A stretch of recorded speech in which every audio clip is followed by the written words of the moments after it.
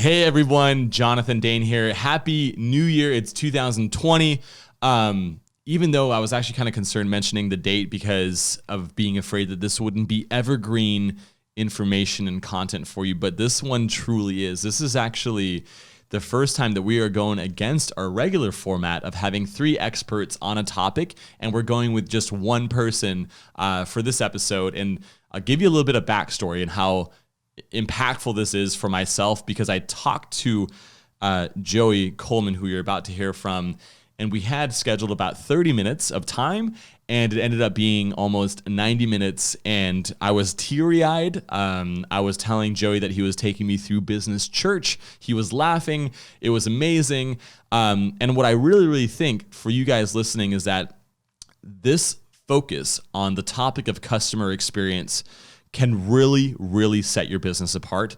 It is marketing related. It is referral related. It is retention related. There's so many benefits to it, and the bar is so low that you'll hear from him and myself, and also just how we actually read his book, Never Lose a Customer Again, and how many things that we're actually going to be taking advantage of and putting into action ourselves. So I'm very excited for you guys to listen to this. I'll be shutting up here shortly. One thing I do want to ask you guys is if you can, rate us, review us, subscribe us. It really helps out. We're growing quite fast in the rankings, which is amazing because of you guys.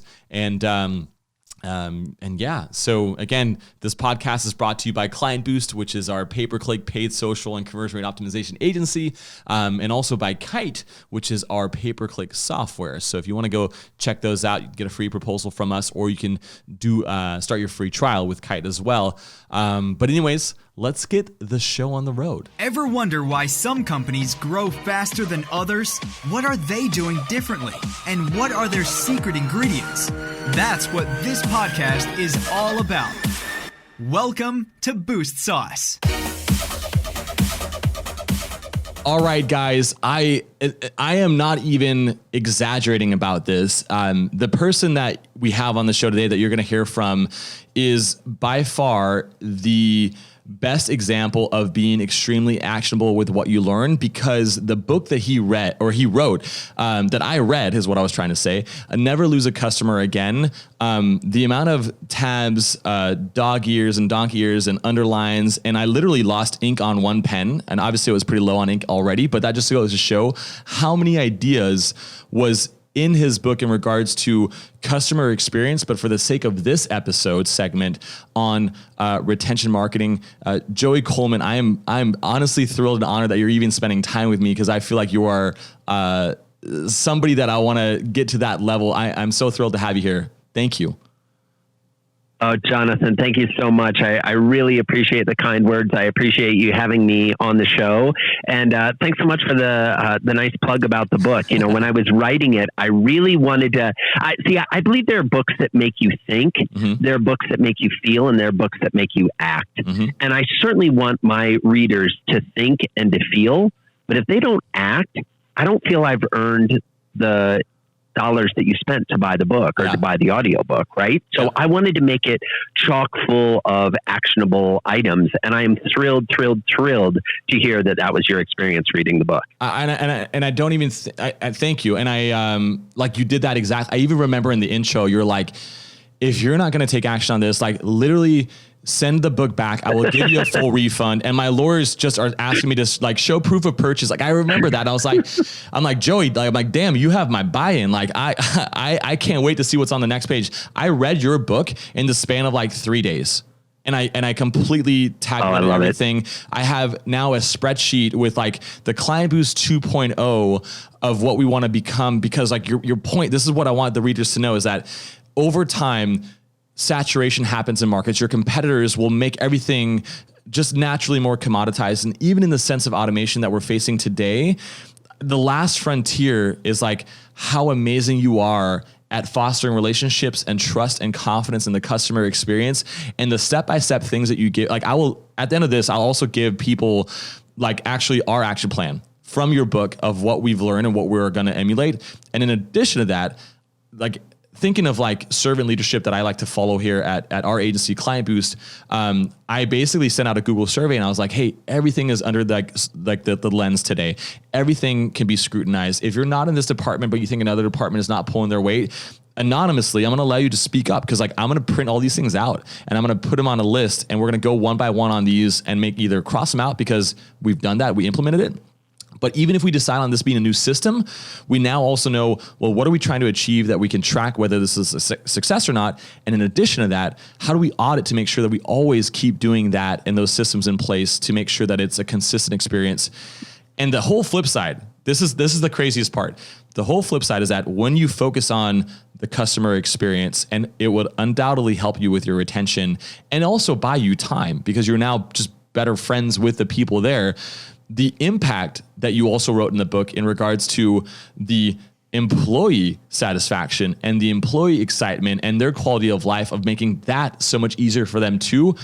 It's the ultimate no-brainer on this entire podcast that we have of guests for shows that I'm just like, I hope I've done enough selling for the people listening about like people need to listen to you. So I'm going to shut up, but like, that is like what I want to set in stone and like how excited this is. So, and let's, where do you even want to start? Like, how do we start this? Cause I'm so pumped. Oh, I mean, there's so many places we can dive in. I mean, just if I may quickly, building off something you just said, yeah. What's fascinating here is that there are very few in any business, in my experience, when you focus on something, you have the desired impacts and then you have some ancillary impacts that just happen. And sometimes you know what those are going to be. Often you don't know what those are going to be. I will tell you the impact that working on customer experience has had on employee experience is something that I knew was going to happen, but I'll admit I grossly underestimated how significant it was going to be. Let me tell you a quick story about that. It's perfect. Yeah. Woohoo. That was a big cluck. That was a big cluck. It was a big thing. I love it. So, here's the thing. I have had clients and readers of the book and folks that have kind of implemented this first 100-day strategy with their customers come to me and say, Joey, what has been most impactful? Like, our customers love us, our retention is up, our profits are up, all of those things are great, but we haven't lost a single employee. I had a client who we were working with. They were losing on average 3 to 5 employees a month. Wow. They implemented our process. In 18 months, I talked to them a month ago, and it was 18 months later, they had not lost a single employee. That's incredible. Right? Incredible. Because the employees were more engaged when they came to work. And here's the thing, all of us want to feel good about the work we do. All of us want to feel like we are contributing to making the world a better place in whatever business, whatever industry you're in. The problem is we get so caught up in the day-to-day activities of running of our businesses that we lose sight of the reason we originally got into business, which is to help others, to serve others. And so if this has the opportunity to bring folks back to that and connect them, then we get extra bonus. So not only do we help grow your business, but we help grow your life. We help you feel better about where you're spending. Most people spend the majority of their day at work, not with their family. Yeah. Not, with their spouse, with their significant other, with their kids, not doing their hobbies. They spend the majority of their day at work. If you're not enjoying your work, why are you going? Yeah. Like, why are you going? And to me, this focus on customer experience and the ancillary associated focus on employee experience allow that to happen. 100%. I'm so excited to also break down the steps that we're putting in place from the 8 phases that you mentioned in the book too. And I literally have bought, like I emailed you because I was like, hey, for some reason, Amazon is limiting the amount of quantity of the book that I can buy. Like, what's going on, Joey? Like, why can't I buy Black Friday and Cyber Monday went a little crazy on Amazon. They moved a lot of books. And so they started that's bottling people down that you could only buy limited copies, but it's back up again now. That just a testament to, like, I'm not bullshitting this for the people listening. Like, I try to buy 12 books just to get our directors buy-in because I was like, guys, this is a phenomenal book. And I was literally 2 days ago in a meeting with the former CMO of Harley, and I had lined under the actual, tribal affiliation that, your accountant example of, like, somebody like an accountant will get a tattoo of Harley because the affiliation of the brand and, like, the raving fans. And I read that out loud and I could just tell it hit in his heart. He's like, that's because he's now with a new company. And so that's what we're trying to recreate there. And it was so rad. So I try to buy 12 books and we're 60 people at the company, but I could only buy 4. And I was like, just Joey, what's going on? Because it's freaking awesome book. So like people listening, you got to go buy it. We're going to put it in the actual transcript notes. We're going to make sure that we also mention it in the video that we're producing off this. I think this is the most groundbreaking thing because everybody listening has an understanding of your hard skills to achieve results for your clients. The book doesn't talk about that, and it shouldn't because it's all different. It's all completely agnostic to the industry that you're in. It doesn't matter. And then in addition to that, it talks about your soft skills, the wow factor, because like I said earlier too, in introing you, Joey, things are going to be commoditized more. So like, what's the final frontier of making this? And you wrap up the freaking book with the worst example in history of customer experience, which is Comcast, and actually show how they've turned it around, which was incredible itself. So many case studies, so much data. So Joey, I have to shut up. Let's start talking about the phases and what you think is most important for the listeners to know. Sure. So in the book and in my work as a speaker, I talk about the 8 phases of the customer journey. And so I think a good place for us to start our conversation is to outline those 8 phases of the customer journey.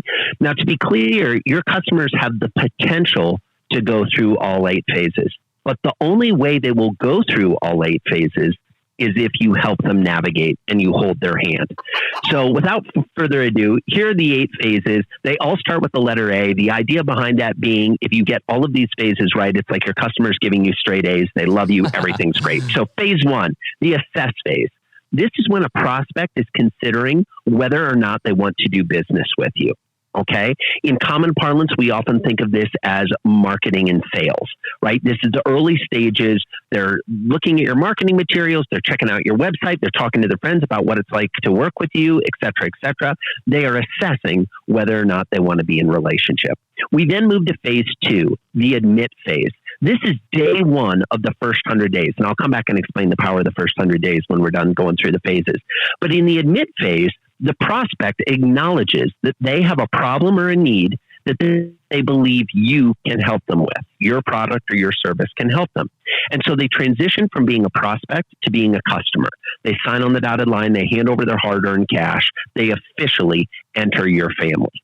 Almost immediately after that happens, we move to phase 3, the affirm stage. Okay. This is when the customer starts to feel doubt and uncertainty about the purchase that they just made.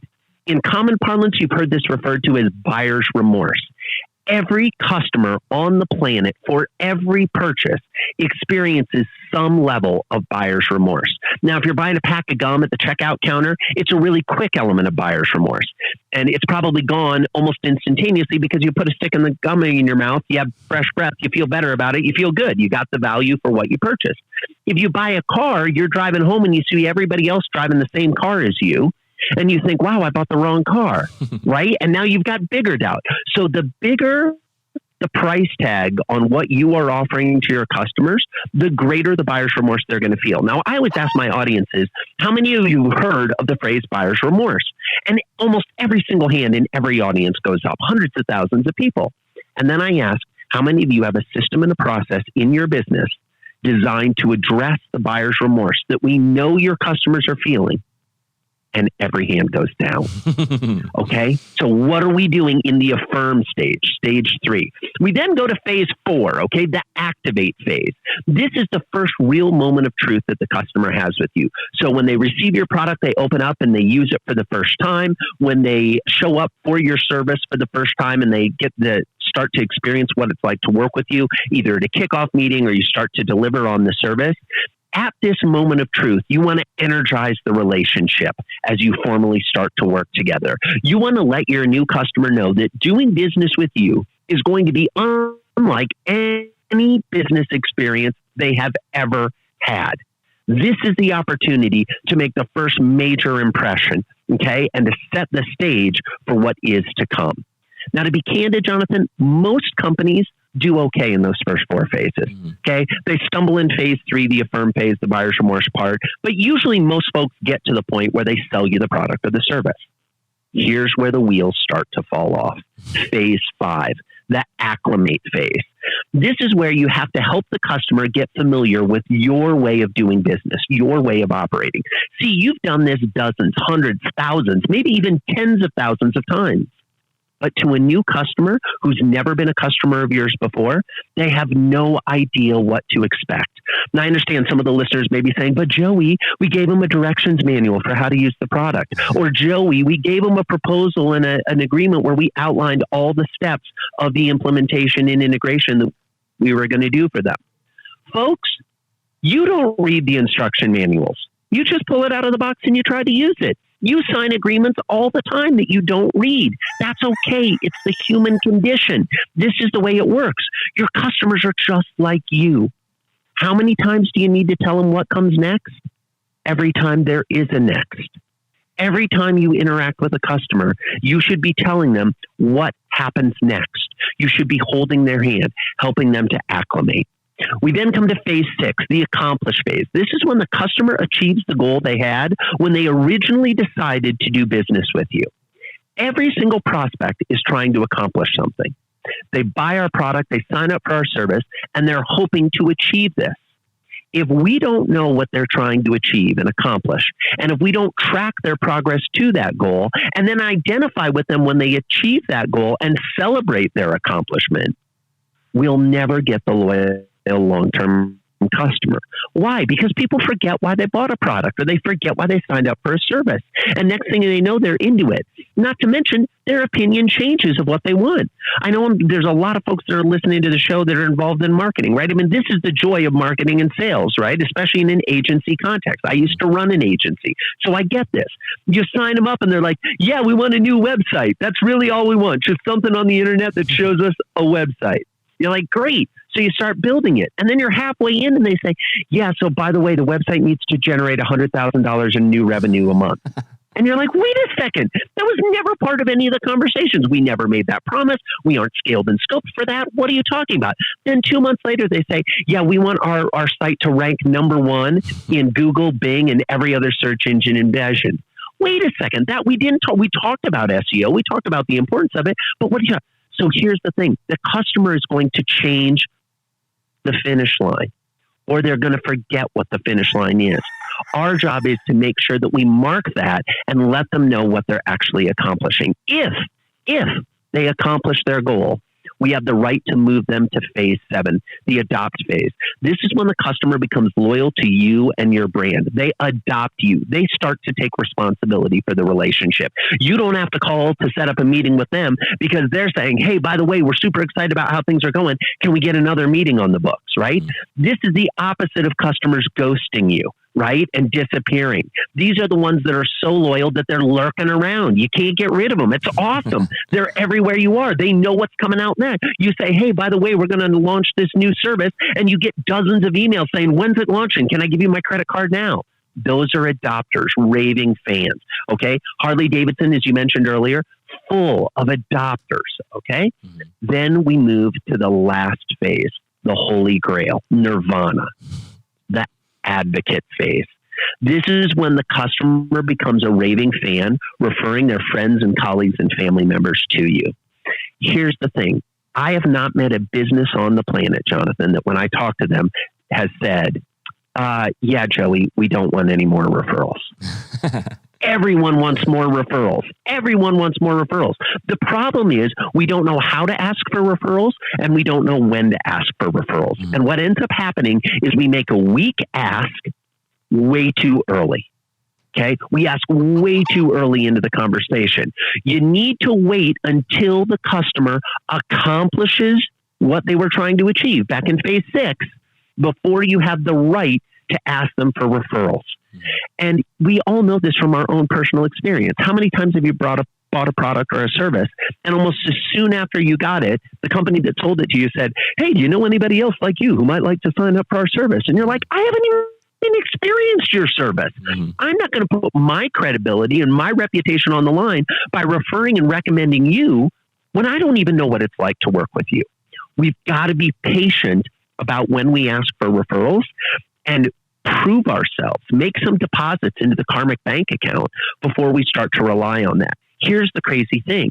If you do that, you'll get to the point where you don't even have to ask. They will just become advocates. And there's nothing better than a non-commissioned, you have to pay salary for or any of the benefits for sales force that is out singing your praises 24/7. Because the great thing about advocates referring new business to you is ideally an advocate falls into that category of being the ideal customer type. Usually a non-ideal customer will never make it to advocate. So what happens is then the advocate, who's an ideal customer type, is referring more people like them. You're getting a higher quality referral, which makes your business able to operate more efficiently, which makes you more profitable, which makes your employees happier. All boats rise together. Everybody's feeling good. So those are the 8 phases of the customer journey. Now, one quick thing that I alluded to earlier. The bulk of this happens in the first 100 days of the relationship. Now, I want to issue a caveat here. In some businesses, it's longer than 100 days. In some business, it's shorter than 100 days. So depending on your industry, depending on who you serve, but the average is somewhere in that 100-day period. And all the research shows that across all industries globally, we looked around the world when we were putting the book together, globally, somewhere between 20 and 70% of your new customers will decide to stop doing business with you before they reach the 100-day anniversary. So all you have to do is focus on the first 100 days. If you get the first 100 days right, you can have a customer for life. Because in fact, the research shows if on day 101, you are feeling great about the business relationship, you are feeling great about the product or service that you purchased, the typical customer will stay for 5 years. This is math. This is science. This is proven time and time again across all industries. And when you get them to stay, your profits increase, your revenues increase, your employee happiness increases, your customer satisfaction increases. You can grow and scale your business in a way that is sustainable and is built on a solid foundation instead of the kind of just, well, let's go see how many new we can get this quarter. Okay. It actually builds a sustainable, functional, sellable business instead of, kind of a haphazard spray and pray. What can we hope for?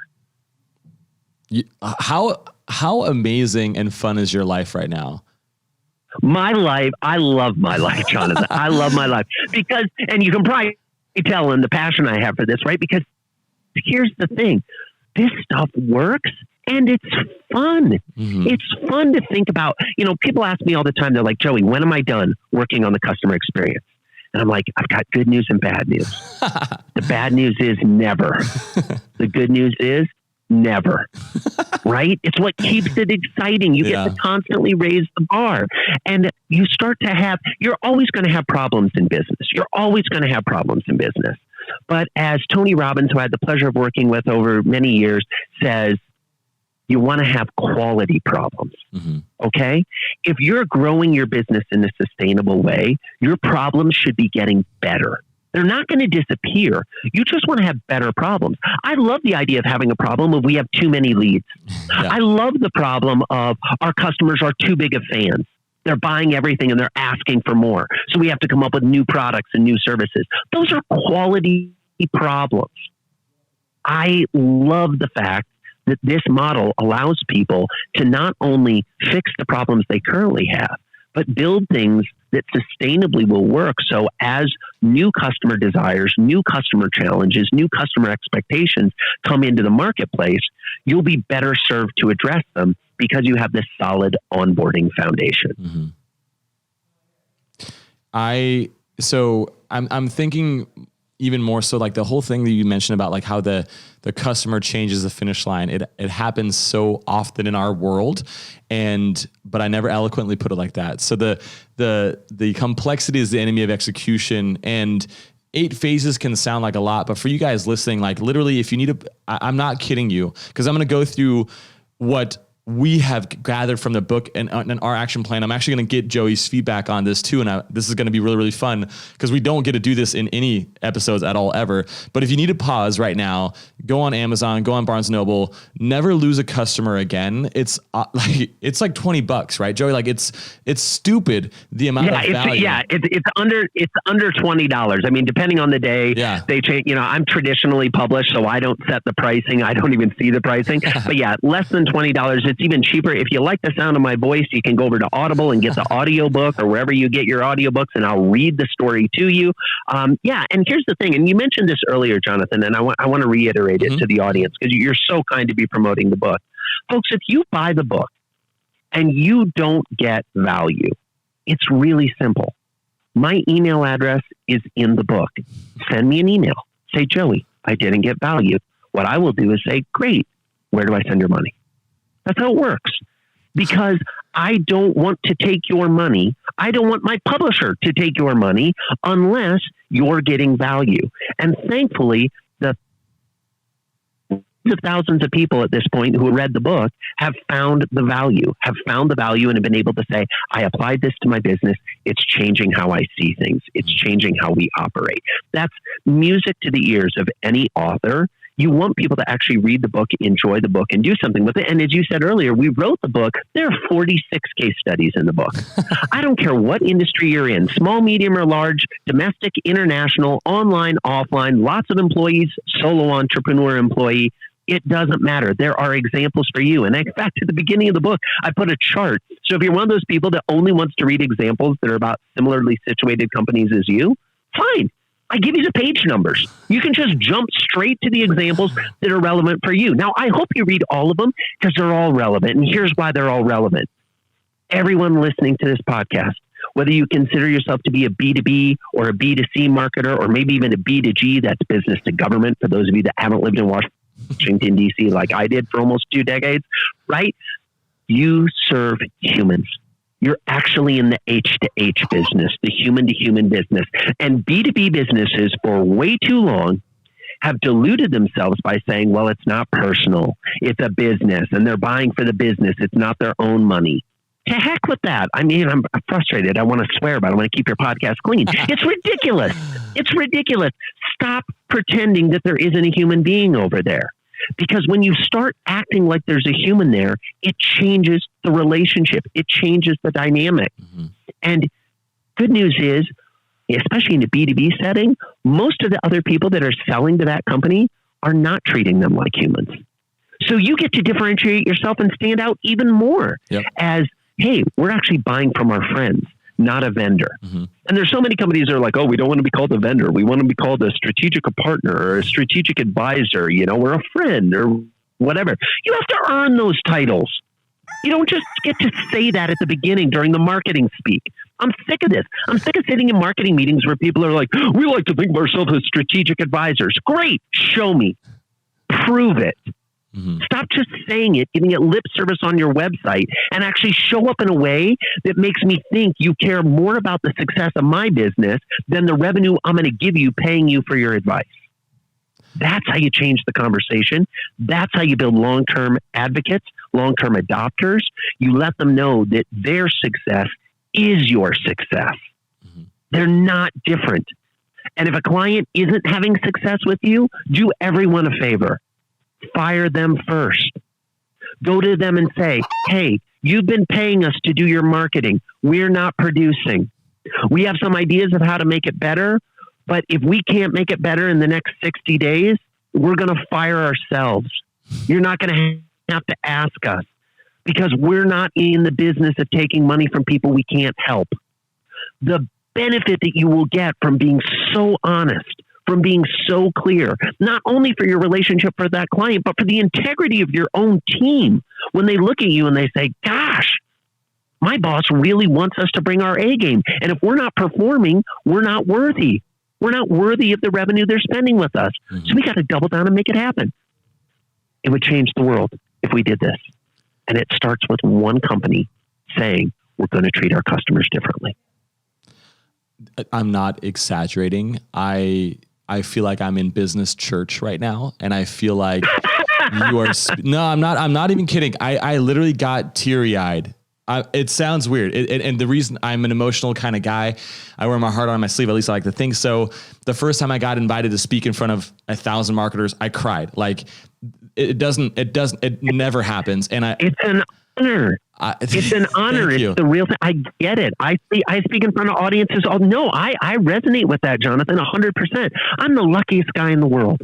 I'm the luckiest guy in the world. I get to travel about 2.5 to 3 weeks out of every month all around the world, speaking to audiences, small, medium, and large, from company workshops to multi-thousand person industry gatherings.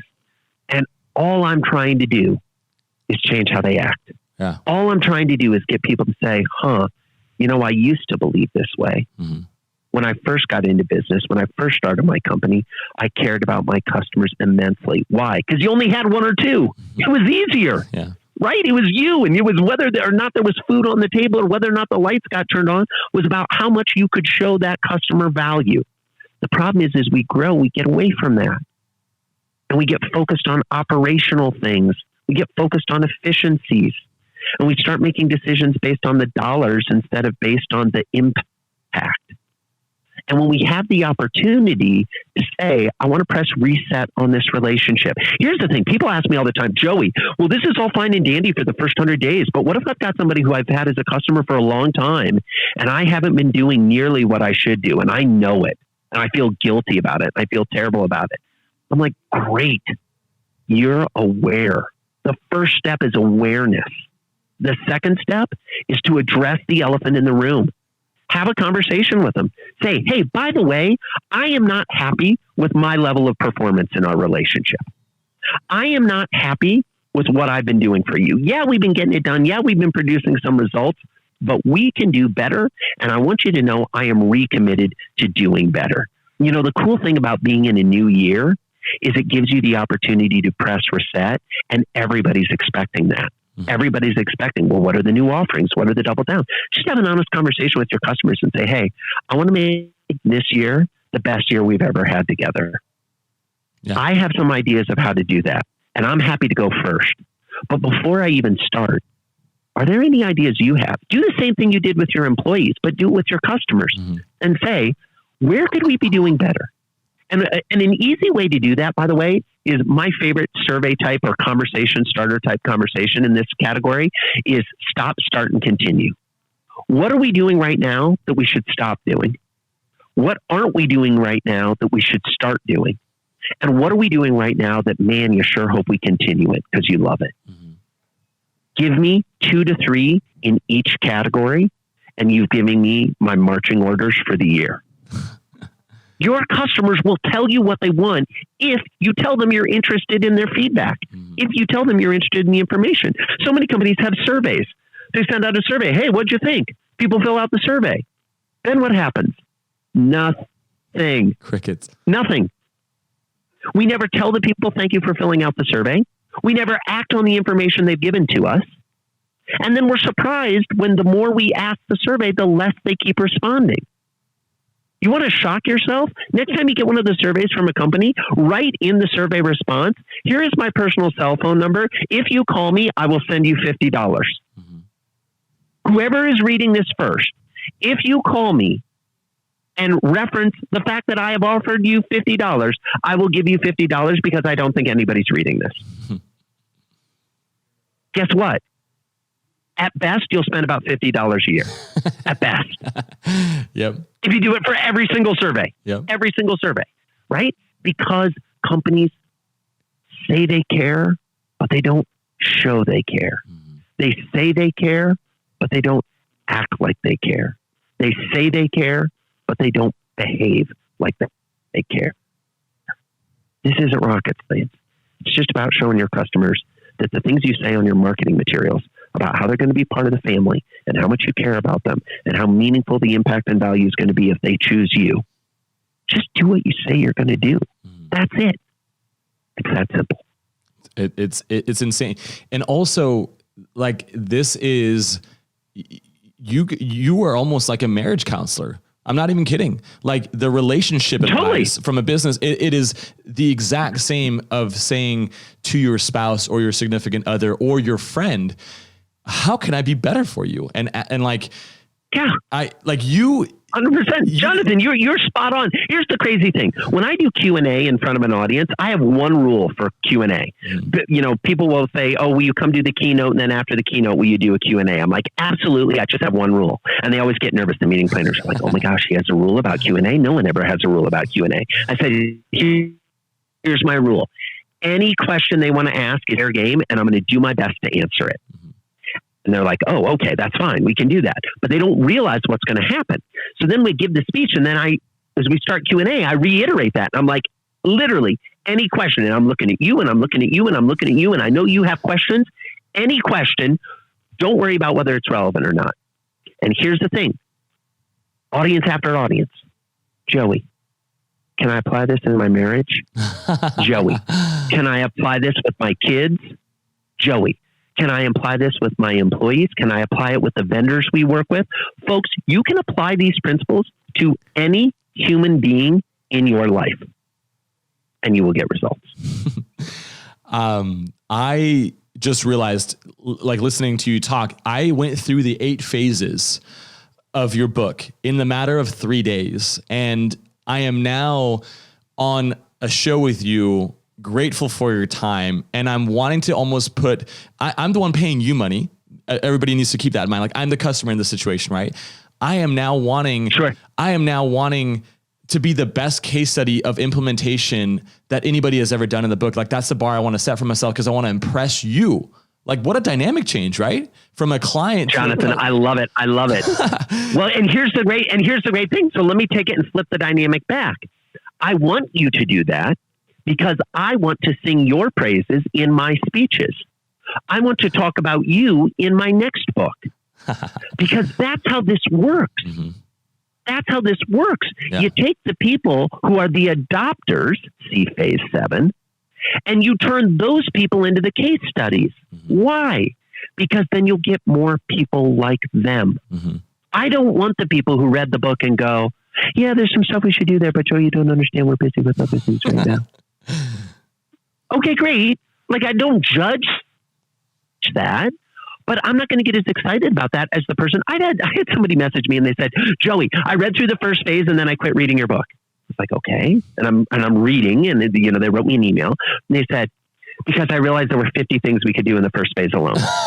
So we're just going to go implement all of those. And then we're going to come back and work on phase 2. And I was like, great. I love that model. Fine. You can take this piecemeal. Do whatever works for you. You do you. Yeah. But here's the thing. My goal was to try to make a lot of examples and a lot of creative ideas for how people could implement. And so what I did is I break down in the book 6 tools that you can use to connect with your customers in the first 100 days. I will tell you, most businesses are using 2 or 3 of those tools. If you use all 6, it changes the game entirely. Mm-hmm. And these are tools you already have, and they're not expensive to use. Should we talk about the tools? Well, we need to. We must. I feel like we kind of need to. All right. So here's a quick overview. Let me give you a quick overview of the 6 tools. The first one, in-person interactions. If you, in 2020, have in-person interactions with your customers, you are in rarefied air. Everything is moving online. Everything is moving to arm's length transactions. If you still have the opportunity to be in person in front of your customers, relish that opportunity. Don't get annoyed when they come into your store. Don't get annoyed when they bother you. Don't feel like, oh, we got to have another, status update meeting with them. Why do we have to do these? We're doing just fine. No, cherish the moment to be in the room with the person you serve. If you work in a more of an online community, figure out creative ways to get in front physically of your customers. Go visit them. If you're speaking at a conference, invite all the customers that subscribe to your SaaS program or have bought your product that live within a 50-mile radius to come to your hotel the night before your speech, and drinks are on you, whatever it may be. Figure out creative ways to get in front of your people. It will be incredible. I promise. Number 2, email. I'm going to ask a question of everybody listening to the show. Okay, now this is an audience participation opportunity, even though I can't see you, but I bet I know what's going to happen. Okay, play along. Raise your hand if you wish you were getting more email. No hands went up. No hands went up. Okay, No one is sitting there going, God, I wish I had more email. Most people are looking at their email inbox going, oh my God, I'm so overwhelmed. There's too many emails, too many things to respond to. But here's the thing. You don't want more email, yet you presume your customer wants more email because email is the number one tool businesses use to communicate with their customer. Why do you think they want to read your email? They don't. Unless your email is designed and written in a way to spark curiosity, to get their attention, to provide value, to drive them to act. Okay. So often I meet with marketers and they're like, oh, we're going to put together a 28 email sequence. Why? Well, because the research shows at 28, you've been beaten down so badly that you just have to buy. No, stop that. Stop that. What research? Show me your research. Prove it to me. I'm a recovering attorney. Give me the evidence.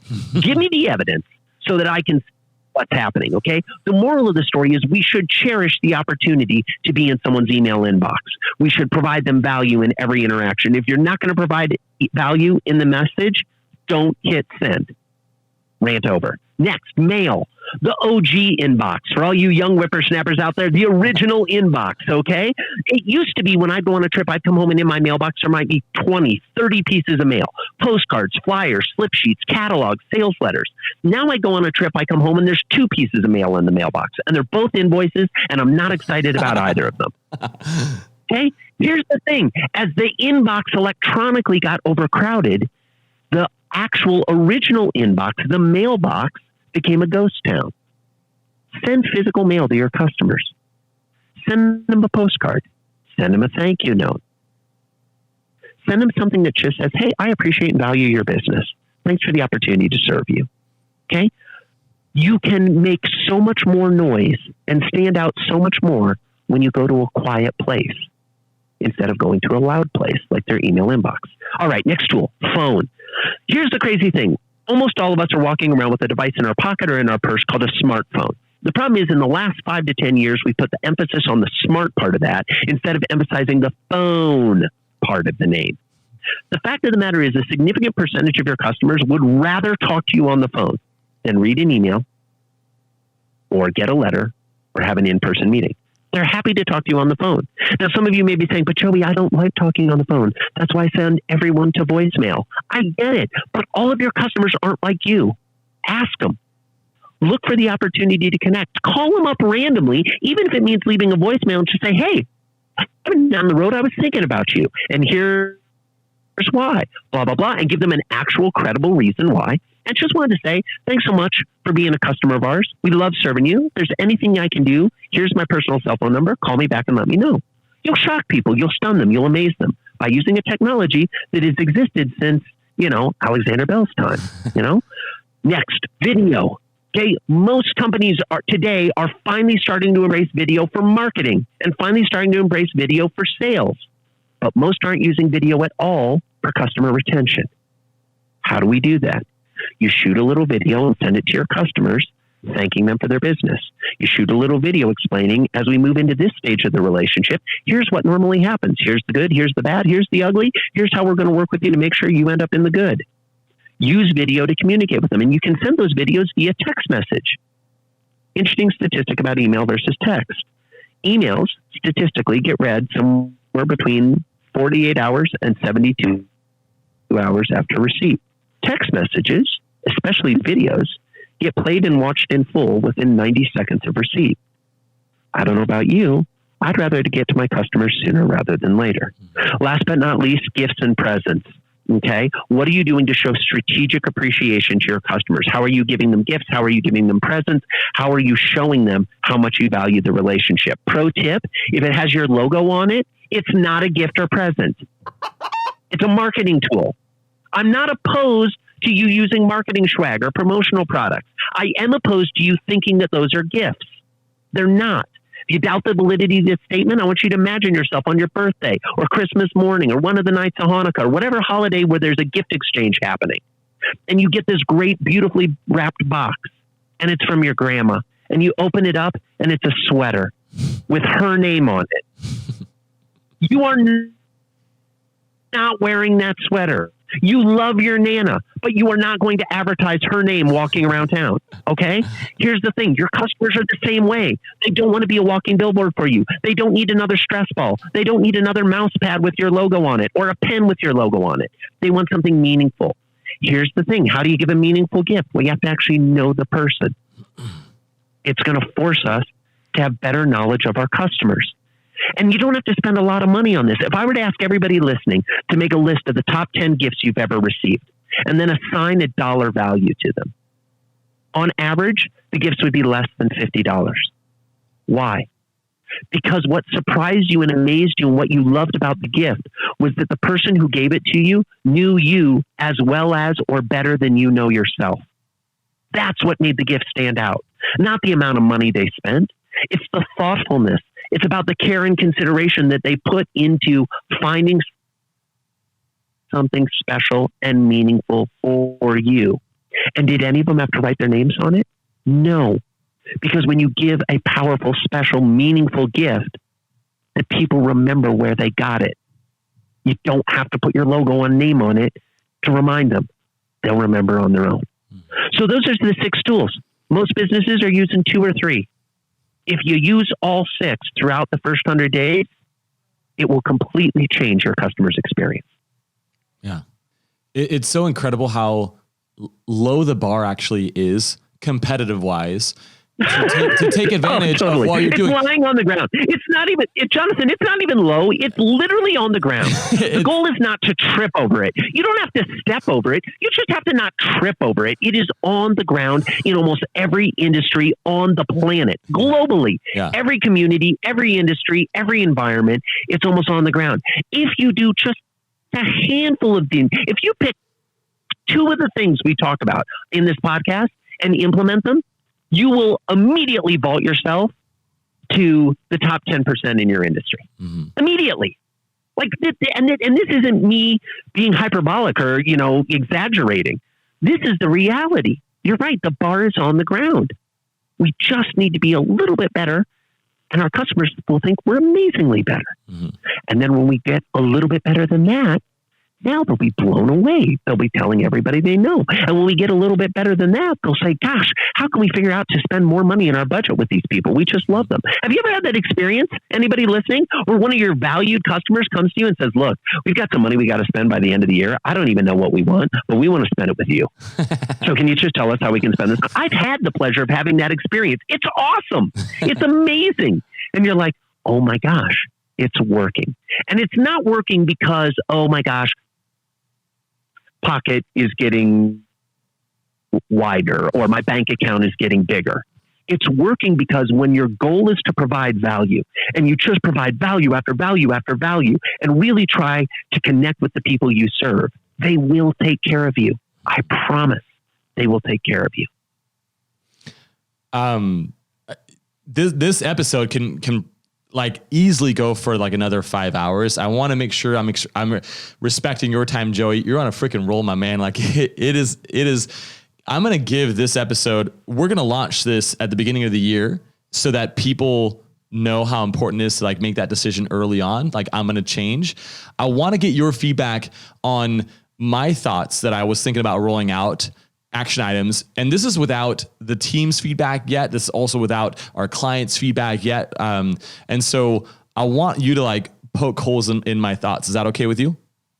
Sure. Yeah, absolutely. Okay. All right. So, and I just want to say to the listeners, I applaud your vulnerability in this moment, Jonathan. Thank you. To take ideas that you put together and say, hey, what do you think? Because most people, most leaders are really anxious. They only want to present the fully polished stuff. Mm-hmm. Folks, if you're a leader, and I don't care if you're the business owner, the CEO, or maybe you're just a manager, everybody has some people that report to them. Mm-hmm. Whether it's employees, direct reports, whether it's kids, a significant others, you have other people that you serve and other people that are looking to you to lead.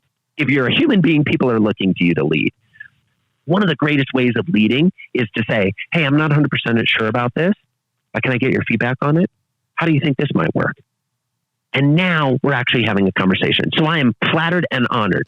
Fire away. What are we thinking? By the way, the reason why you haven't been hearing a lot of chicken sounds, they've all been there. You by far have surpassed the record on the show so far, but out of respect on your flow and the people listening, I just wanted you to be, coop free for the time being, but we'll tally them up later. Okay. So here are my thoughts of what I immediately see as holes, because I have like an obviously easier totem pole view across all departments in the company.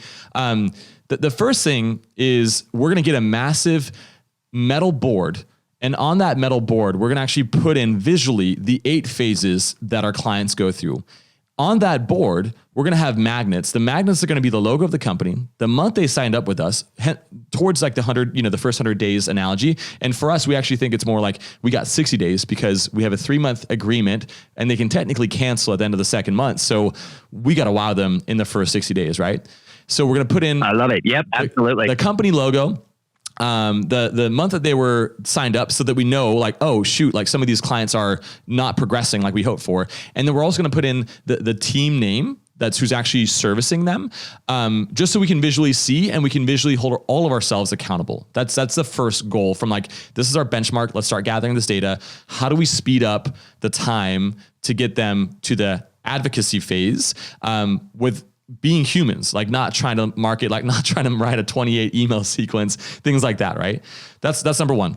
I love it. Number 2. I love it. So can I jump in and comment on this? Please. Or do you want to wait till we hear all of them? No, okay, great. Let's take it one at a time. So number 1. All right. Number 1, love it, love it, love it. Why? 70% of Americans self-identify as being visual learners. And yet we constantly ask them to read or listen. Show them. Show them, put it on the wall, make everybody walk by that wall every day. I love that it's got the logo so you can see as the companies are moving across. I love that it says the date they signed on. A couple things I might suggest. Add on a little dry erase part to when you expect them to move to the next phase. Okay. So that when you look at it, you can say, oh, how long should they be in this phase? Because here's the thing, folks. Someone may sit in the acclimate phase for 4 or 5 months. And that's okay. There's nothing wrong with that. We just need to make sure that they know they're going to be in the acclimate phase that long, and that we know they're going to be in the acclimate phase that long. It's totally okay. The other thing I would do is I would draw a line halfway across the visual map you're creating and have either above the line or below the line. So you can visually place the logos. Are we thinking that we're succeeding in this phase or failing in this phase? So at a quick glance, you can stand back and look at the whole board and see who are the people in trouble because they're either below the line, or who are the people that are doing well that are above the line. Yeah. And where are they in terms of the phases? Where should they be? And how are they progressing against that? Yeah. So overall, love it, love it, love it. Awesome. Okay. Next one. And I'm doing this chronologically through the life of the client, right? So the next one is basically like, we have the benchmark, we have the board. I love your ideas. I'm literally going to send you a picture of this so that you see it when it's live. Perfect. I love it. The other thing is like marketing. We do very well. We get like an abnormal amount of proposal requests because of our content, and we built a snowball. We're very proud of it. So there's things that we can work on there. Just more so letting the client know all the improvements that we're making based on the list that I'm going to give you today, so that they also know what to expect. Because a lot of this is expectations. Like you said, it's hand-holding, it's over-communicating, it's overwhelming them with making sure, hey, even if we hit the goal, did you actually think that we hit the goal? Do you feel like we hit the goal? Do you agree with that? Then we'll celebrate, right? So the tone and the energy and the excitement needs to be in our DNA. Across sales, they're already good at it because they're sales, obviously. But your point in the book was amazing because it's like, give me an example of the dopamine release that you have after a sales call. And then when you're handed off to the operations team, the dopamine is the same exact level or higher. It never happens. So never. So that's super important. And that's just like, that's something that we got to figure out how to measure and all that kind of stuff too. But once we get a sale, I want immediate. Yes. Oh, go ahead. No, go ahead. Go ahead. Sorry, I'll let you finish talking about this. Once we get a sale, we need to have a process of where we actually talk about the ROI and the business impact. The funny and ironic thing, we're direct response marketers. We do very well with Google and Facebook ads and landing page optimization, things like that. We talk about this is your reduction in cost per conversion, or this is your conversion volume increase. We don't do the math on what the bottom line impact will be for you, because we might, like you said, the finish line might change from the customer over the time, because let's say we hit our goal, that isn't the actual ROI or profit number, but for some reason, their own internal closing rate has worsened. So we hit our goal, but they didn't do something and the lead quality could have changed. We're not completely being holistic. We're not keeping ourselves fully accountable. So I need to have that ROI conversation, because it's going to lead to something that we call the ROI roadmap that we're physically going to mail them, and also have a digital version too. So thoughts and feedback on that. Oh, I love it. I love it. Do we have time for me to tell a story in hyperspeed mode that I think will illustrate this challenge? So I have nothing planned for like the next hour. So it's more of your time and like your schedule. Sweet. All right. So as long as the listeners don't mind, we just extended this. We're going to extend this because I think I'm loving the conversation. This is so valuable. Hopefully it's valuable to your listeners. Let me tell you a quick story. So I worked with a company a couple years ago that was starting to sell propane. They were a home heating oil and air conditioning company that was rolling out propane in their marketplace. Okay. And I grew up in Iowa where a lot of people use propane to heat their homes. This was in a different location where people didn't use propane to heat their homes. So they were trying to educate people. So I was on the marketing side, like many of your listeners. And my job was to drive as many new propane leads to the table as possible. So we got the phones ringing off the hook. Things were bouncing. We had direct mail. We had paid advertising. We had billboards. We had all kinds of things driving all this attention. And what we noticed is the lead numbers were off the charts, but the conversion numbers were terrible. They were terrible. And I was like, why isn't this working? And the client was like, well, we just got to keep throwing at it. We must not be getting the right leads. I was like, no, we're getting the right leads. Something's wrong with the conversion. We got to have a conversation. So I said, here's what I want to do. I went to the client. I said, there's going to be no cost to you. I'm going to come into your call center. I'm going to spend 2 days on the phones listening with people. 2 days listening to your agents, doing these inbound propane calls. So we got on the very first call, and the person called in. They said, hi, yes, I saw the postcard about signing up for propane, and I'd like to learn more about that. And the person said, oh, okay. So propane for what? And they're like, oh, for our house. And they said, oh, you want to use propane for your house? And I'm starting to freak out. Like I'm listening in. I'm like, oh my God, what is happening here? But I'm like, Joey, don't respond. Don't act. Shh, be quiet. And they said, yeah. And they said, yeah, well, I saw this thing where like we can save money and it's more environmentally friendly and it'll be, more useful. And it kind of moves us away from oil and and all these various reasons that we put in. They're literally reading the marketing copy back to us on the phone. And the call center rep says, well, I don't know, like I'm happy to have, schedule you for a call with the sales team, but I just got to tell you, do you have kids? And the person's like, well, yeah, I have kids. Why do you ask? And I go, I just would feel really unsafe having a propane tank next to my house. Cause what if that blows up? It'll burn your house down. And honestly, I said, Jonathan, I thought I was being punked. I was like, okay, did they set this up? And then, where's the cameras? Do. No, this is what was happening. The salespeople and the call center reps had not been properly educated on the offer and what the offer really was and how it worked. So I was recording all these calls. I went into the board meeting and I said, and they're like, what's going wrong with our propane campaign, Joey? I said, well, here we're bringing the leads in. Here's why we're not. And I started playing the things. They were like, oh my God, what's happening? And they were like, we want to know which call center rep that is because we want to fire them. I'm like, wrong answer. Wrong answer. I was listening to a podcast with Gary Vaynerchuk the other day and he said something, and I don't agree with everything Gary says, but this he said, and I totally agreed with. He was like, if your employees are doing something wrong or something's wrong on your team and you're the owner, guess whose fault that is? Yours. Because you hired them and you didn't properly train them, or you hired the person that hired them and you didn't properly explain. So if something's going wrong in your company, you got no one to be mad at other than yourself first, because you didn't put the systems and processes in place. So here's the deal. I said, we actually took all the call center reps and we put them on propane trucks and we sent them on deliveries for 2 days. Incredible. And they were like, what are we doing? I was like, no, we got to let them see. And they were like, oh my gosh, this is clean. This is easy. This is fast. It's totally safe. And then we got videos together and we were like, look, if you were to literally shoot a propane tank with a bullet, like you see in the movies, it doesn't actually blow up. Okay. That's in the movies. They make that happen, but that's not really what happened. Suddenly the conversions went through the roof because the call center reps and the sales team were now excited about the offering of propane. They understood. So here's the challenge most businesses have. The marketing team and the execution team, or the marketing team and the sales team, aren't on the same page. So I love this idea of working with both teams to understand the benefit and the value to both. Here's an idea you might be able to implement. What about putting some of your account managers or your account reps into the sales calls, having them do a ride along with the sales team so that they actually see how hard it is? See, most businesses, the people who are in sales love themselves and are really excited about the value they provide. And everybody in the company who's not in sales thinks sales has the easiest cakewalk job of like playing golf and going to dinners and like having fun. Okay. We've got to get our employees to understand just how hard everybody else's job is. Once they understand how hard everybody else's job is, they start to appreciate the value that their team brings to the table. And it makes it easier to do the handoff, because lots of times the reason the account manager is unable to provide that wow dopamine experience is because the notes that the salesperson put into the CRM or recorded about all the sales conversations they have are so thin and don't cover the right things that the account manager is starting from scratch.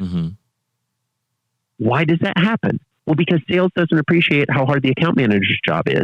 And when account managers are going, oh, well, it's ridiculous that sales doesn't use the CRM and they don't write stuff down. Well, go do 10 sales calls in a day where you're jumping from one to the next and you're getting rejection after rejection. And you're supposed to take notes on that? Yeah. But we don't appreciate what we don't know. Okay, ran over. Sorry. No, like every single like point that you make can be its own episode. It literally could, because some podcasts are like 5-10 minutes long, every episode that they do. But like, so thank you. Don't ever stop. You're hitting every nail on the head. And then I'm additionally seeing that there are other nails that I didn't even account for that you're also hitting when you're answering these things. So like, appreciate you. Thank you. All right. So chronologically going through it, once the salesperson comes with that energy and tone, the CRM data points that you talked about of like knowing who they are, like, do they have kids? What are their hobbies? Who do they follow? What's their alma mater? Who are their sports teams? We're going to have 10 data points that we're going to have talking points that also are going to lead to the gifting aspect that you mentioned earlier, as well, that we want to have. So that's going to be in our CRM. We also use a project management tool called Asana. We want to have that in there. And in addition to that, I'm going to have everybody on the team listen to this episode before it even goes live. And I'm going to send them the survey again and say, now that you know and have this angle, is there anything that you missed the first time we sent the survey that you think could be the stop, cancel, continue aspect as well too? And the same thing with the clients as well. So anyways, once that is done, the sale is complete and the new client is excited and dopamine is high, and we're trying to avoid buyer's remorse. And this is where the hand holding, we thought we were doing that already, but we can hold both hands at the same time, is we're going to make a video from the salesperson walking over to the account manager and the conversion rate optimization designer that's assigned to that team. And like, we have fun. We don't take ourselves too seriously. We joke and we roast each other on the bios on our website. It's one of the pages on our website that people spend most of the time just reading the bios and going down the list. And so I want to keep that humor. We're humans, right? But I want to introduce and say, hey, this is Justin on your team. He's your account manager. He's really, really bad at ping pong, and he's probably number 72 in the office. And that's hard to achieve because we only have 60 people at the office. But the good news is that he has X amount of years experience. He just published 20 case studies in the last quarter. And then he like basically says hi. And like, so there's a human element before the kickoff even happens. And we're going to do that with the designer as well. And we're going to send that video based on your communication method. So that was the next step.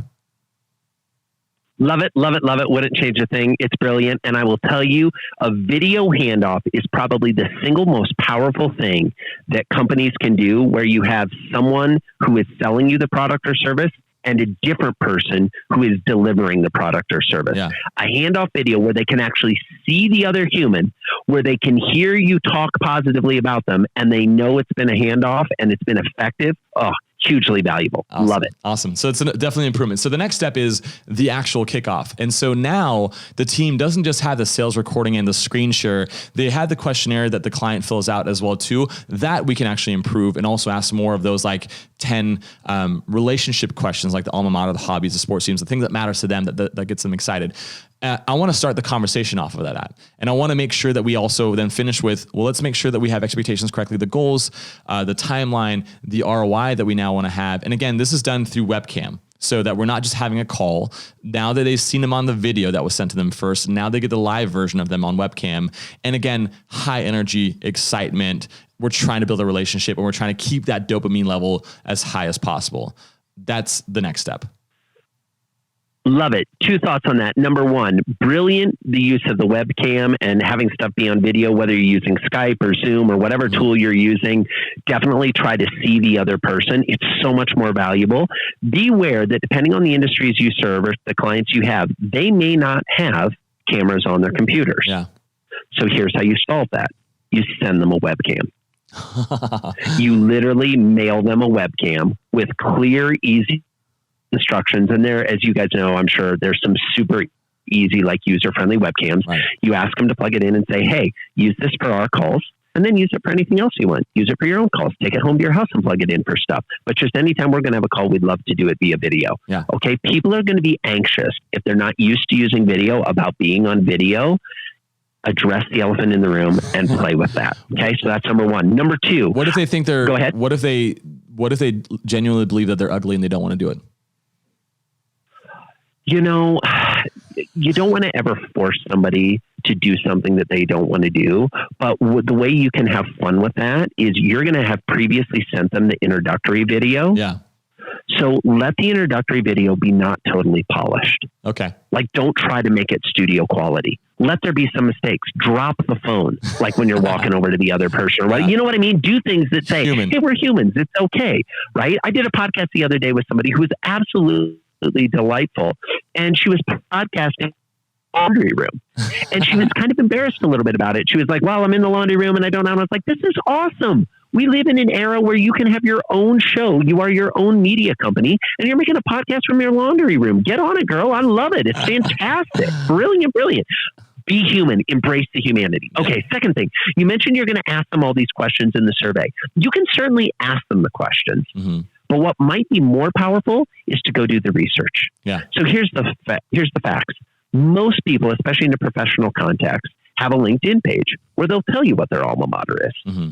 So you don't have to ask them what their alma mater is. You can just find out. You all work in online digital marketing, right? Mm-hmm. You go find their Facebook page. Go find their Twitter account. Pull as much personal information from there as you can. Yeah. Put that into the CRM. And then if there are other things you want to know, go ahead and ask those. But there's some power to asking in person as opposed in a survey. You can ask in the survey, and that's fine. Yeah. And it certainly works. But don't ask all of them in the survey. Ask some of them in person. And the way you get them to volunteer this information is a technique I call you go first. Yeah. Okay. Here's how you go first works. You talk about the thing about you, and then they'll talk about the thing about them. So for example, I might say, hey, I'm so great to get a chance to connect, Jonathan. You know, we're recording this here in December and we're getting ready to go for the holidays. You know, I'm going to be spending the holidays with my family in Iowa, which I'm super excited about. I'm one of 7 kids. There's going to be a ton of nieces and nephews there. All in all, we'll have north of 22 people Christmas and during the Christmas holidays that are there having a great time. What are you doing for the holidays? Yeah. See, I went first, so it sounds less weird. Yeah. Because now I've told you, and now whether you celebrate Christmas or not, you're compelled to say, oh, well, I'm going to be doing this, or I might be doing that, do. Whereas if I just said, hey, Jonathan, what are your plans for December 24th? That feels a little weird. We're like, well, why are you asking? Right. I'm confused. So you go first. You can apply this to hobbies. You can apply it to where they like to vacation. You can apply it to which teams they like to root for. You know, hey, we're coming up. I don't know if you're a college football fan. I know I am. I'm super excited to be watching what happens here in the playoff games and see, you know, how everything's going to come together. Are you into sports at all? Yeah. And then even if they're not into college football, they might say, well, I'm not really into football, but I love table tennis. Really? Table tennis? Tell me more about that. And you get curious, you get inquisitive, find out about the weird things. And it's often easier to do that in a conversation than in a survey. Yeah. 100%. Like I'm taking that feedback. I'm going to change that, and we're going to do everything we can to get as many points of love that they cherish and care about. All right. The second step is dopamine is still high. We are genuinely excited and also honored that, again, and being flattered that we actually get this chance to work with them. Like, they're choosing us when they have other options. That humility and vulnerability, I think we can do way better with, and also just had like the heart-to-heart moments of saying, hey, my goal is to be the best like partner that you've ever had. Like my goal is to make you smile, make your life easy. So anything that you need that I'm doing that isn't in the way that you want it or that I'm showing it, like, let me know. Let me know how I can be better. We don't have those conversations from the get-go. And so that's part of what I want to bake into like the kickoff call. And then the follow-up email is going to be on the points that we agreed to, just so we have it in writing and we can continue. It's also going to include what we talked about is like the next steps and when they can expect it by. And so what I really would like to have accomplished is the ability to, when we have all these micro wins on the path, on the roadmap to the big win celebration, like the actual, like the sale isn't done until the results are there. There's all these little wins that happen across, over time. I want to be able to not only like have them access to Asana, which is where they see complete transparency what we do, but also want to like be able to text them that and say, hey, we just launched our campaigns. Hey, we just launched that landing page. Hey, we got the first batch of results in. We see improvement here and there. Or also on the flip side, being honest, like, hey, this experiment didn't work out. Here's what we have planned in like prioritized order, just so you know how we operate and how we go about it. So that texting aspect is something that is new in addition to just like the follow-up email, and like the relationship actually has a start. Thoughts on that? Love it. Love it. So here's the thing about texting. Some people are going to love it. Some people aren't going to like it. Okay. What you need to do is let them know, hey, we'd love to, from time to time, send you a text update or two. Mm-hmm. We're not going to be texting you every day. We're not going to text you every time. But if something is breaking that's really exciting or really interesting, we'd love to be able to get that to you quickly. Is that cool if we got your cell phone number just to text you every once in a while? Yeah. And honestly, if it ever gets to be too much, just text back the word stop and we'll stop. Right. Perfect. Okay, great. Awesome. So now I'm willing to do it and give you some permission. Yeah. The other thing is take advantage of the modality of text and the cool things you can do with that are harder to do via email. They're possible via email, but they're a little more challenging. So for example, text a little audio note. Hey, just wanted to let you know we launched your campaign. Super excited about this. We'll keep you posted via email about what's going to be coming in. But I just wanted to let you know we are live. Let's do this. Awesome. And that's the audio. And that's it. And so they can hear your excitement. Now, if you took that exact same script or phrase, it wasn't a script, I was just talking, trying to be like a human, right? You never need a script. Yeah. And you wrote that out in an email, it would not have nearly the same emotional impact and biochemical impact on the recipient as hearing my voice saying it would be. So take advantage of that. Text a video showing, the whole team's sitting around here. Watch, we're going to press launch. Ready? Yeah. Click. Woohoo! We just launched it. It's over. Let's see how this goes. Just wanted to let you know, super excited for this. Talk to you soon. And that's it. I love that. We're not curing cancer here. This isn't rocket science. You can keep it easy. You can keep it streamlined. Mm-hmm. Totally. Love that. Another thing where I'm like, I'm going to impress Joey. And I know that you're like, you're loving this and like, you think it's cool and you're excited about it just to me, but like, then you just take it another step and I'm like, I didn't even think of that. I didn't know I could expect that from you. So, okay, awesome. Next thing. Well, here's the great thing, Jonathan. The reason we're able to do this is because you're throwing out fantastic ideas. You're doing things that if you were to do any one of these things separates you from your competition. Yeah. Any one of them. And we're a half dozen in. And the reason I'm able to build on top of them is not because they're not great. They're great as is. But what I'm trying to illustrate is it's okay to never be done. Mm-hmm. It's okay to iterate. It's okay to build on it. And I know from our conversations, this is a philosophy that you have in your firm, right? Sometimes you run campaigns and they don't work the way you want. So what do? Well, we're going to try it again. We're going to come at it differently. We're going to try some different creative. We're going to try a different audience, try a different time of day, whatever it may be. Great. We can always build on it. And you may send that text little video of them hitting launch on the campaign and you never hear anything back. And you send it like 10 times and people never reply. Yeah. And you're like, oh my gosh, is this thing even working? And then somebody replies back and they're like, yeah, I don't really, stop texting me. You're like, ooh, this is bad. It's okay. Experiment. Have fun with it. Mm-hmm. One of the things I've told the team before is like, it's kind of a horde analogy, but it's also true about people being afraid of confrontation or the potential and thinking that I am doing things differently and I do have the focus of wowing the customer, but I'm also like, what if they don't like it, right? And so the analogy I have is like, let's say you have a cough. You're choosing not to go to the doctor because you hope it's just you're just generally having a cold, but worst case scenario, it could be lung cancer, but you're afraid to figure that out. But the earlier you figure that out, the quicker you have chances to remedy and salvage the situation and then grow from there too. So that's something that needs to be known from a lot of people that don't have the confidence of that or don't have that soft skills mentality yet. Super, super vital, in my opinion, I think. Yeah, absolutely. And here's the other thing. Some people aren't going to like you.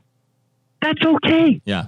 It's okay. There's some people that started listening to this podcast that aren't listening to us talk anymore because they didn't enjoy it. They're not enjoying the value. They're like, this Joey guy sounds insane. He's way too high energy. What the heck is going on? I'm listening to this while I'm working out, or I'm listening to this on my morning commute. This is way too much energy for a Tuesday. Knock it off, kid. Right? I'm okay with that because the ones who are following are actually the ones who are going to do something with this. Right. Stop believing that you need to get them all. Not every one of your customers is going to become an advocate. Not every one of your customers is going to become an adopter. That is okay. The only thing you can strive for is making sure that every customer makes it to the accomplished phase. Yeah. You're not going to get them all to adopt. You're not going to get them all to advocate. That's okay. But it's on you whether they get to accomplish or not. So focus on that. And the other stuff has a tendency to sort itself out. Yeah. And for the people listening, if you do not like what we have to say, you can mail back this episode and I will give you a full refund of the $0 that you paid for it. There you go. I love it. I love it. Exactly. All right. I have two more things. And there's way more to do because you gave the great idea of serving your actual customers and getting their feedback. That's more vital, cause their viewpoint, is completely different from what we have internally. But second thing is the kickoff is complete. We now have a trigger that is the gift example, but it's also the direct mail example. We're going to send a box. In that box, it's going to be branded to our light blue color. And it's going to say good things come in like baby blue colors, or good things come in boost berry blue colors. That's the color tone that we've set it. And in there, before it was a handwritten note with a 2 gift cards to a movie theater. And it basically says, sit back and relax and enjoy the show. Like, we're going to take care of you. But it was written by our office manager. It wasn't written by our account manager. That's actually the point of contact, or the designer. That's the point of contact. That I want to change. And I want to change the tone and the feel and like their handwriting to that note. It's a letterpress card. It's high quality. I'm very pumped about it. In addition to that, I want to write another note that's from me and that actually has my phone number in there. Because in that follow-up kickoff email, I want to make very, very sure that the client knows that here's the hierarchy of people you need to talk to in the event that you're not happy with who you're getting answers from today, which is like your first line of defense, the account manager. Here's the director, here's that manager, and here's my information too. So I want to make sure that they know that I am thrilled, honored, excited, because I am, that they are choosing us. And it's something that I want to know that it's a high priority, that they can always get a hold of me, and I honor that, and I want to do right. But in addition to that, there's also a physical ROI roadmap, and it's going to be in the form of a puzzle. And that puzzle has the steps that are the micro wins to that actual goal that we've set. Hopefully the client doesn't change the finish line, but that's something that I want a visual representation. Go ahead. I love it. But forgive me for interrupting. Yeah. So many things that are absolutely brilliant about this, but I want to address it. If the client does change the goal, they still have the puzzle that said what their original goal was. Right. So now they will be aware of the fact that they changed the goal. See, half the time we believe when clients change the goal, lots of times when we're in business, we think that that's malicious. We're like, oh my gosh, of course they changed the goal, or, oh yeah, they wanted this all along and they never got. No. Lots of times the client has no idea what a reasonable goal is. Mm-hmm. Okay. And I'm sure that resonates with the folks listening who are just like, wait, what's your goal? Our goal is $1 million in new revenue from the website we're going to launch. They're like, you don't even, like, you don't sell a product. Like, what are you talking about? You sell a service. Yeah, I know, but it should lead to a lot of new traffic. Well, how? Yeah. Well, because we don't have a website now. No, and they're like, it's not that they're bad people. It's just that they don't know what you know. Right. So I love the idea of giving them a physical reminder of what the goal was, because then if the goal changes, so be it. But guess what? Then we get to say, hey, so you're working on building out that puzzle. We said that this was the goal. Are we changing the goal? Do we need to send you a new puzzle? Mm-hmm. 100%. Because now that puts a little bit of an onus back on them to say, wow, you're right. We changed the goal. This isn't what we said. Yeah. And now it gives you the opportunity to potentially increase the scope or increase the price or increase the timeline, or just even have an honest conversation about, hey, what you're asking for is a little bit different than what you asked for in the beginning. Mm-hmm. I love it. I love the personal note from you. I love the hand signature. I love having it come from the account manager. Yeah. I would say encourage the folks, the account manager or the salesperson, whoever, or the designer rather, whoever's writing it, to also include something personal about them that they learned in the conversation, right? So it doesn't have to be some big earth shattering like, hey, and because I was creeping you on Facebook, I noticed this. No, make it be like, and I really enjoyed when you came in in the kickoff call, how you mentioned that you were, you had just had a week vacation where you took your dog to this really cool, fun dog park. Sounds absolutely amazing. My dog Benji and I, if we ever get our way to where you live, are going to definitely have to check out that park. Yeah. You know, whatever it may be. Create reciprocity, create rapport by showing how you have some points of similarity or points of commonality with them. Yeah. Love that. Implementing right away. I'm going to send you pictures of how this looks in a finished product. I'm excited. These are going to get in a presentation. I'm going to have all these great photos, and I'm going to get that like, here's how you read the book and put it in place, folks. But the last thing in the box that we send as well is going to be a miniature champagne bottle. And that champagne bottle say, don't you dare open this until that milestone is hit. And that puzzle is going to be very simple. It's going to be like 5 pieces. It's not going to be like a 1,000-piece puzzle or anything like that. But I want that to be a visual reminder. And then that actually translates into the next step. When we know on our side that we have actually hit the goal, we don't prematurely send out and say, we hit the goal, congrats, everything's awesome.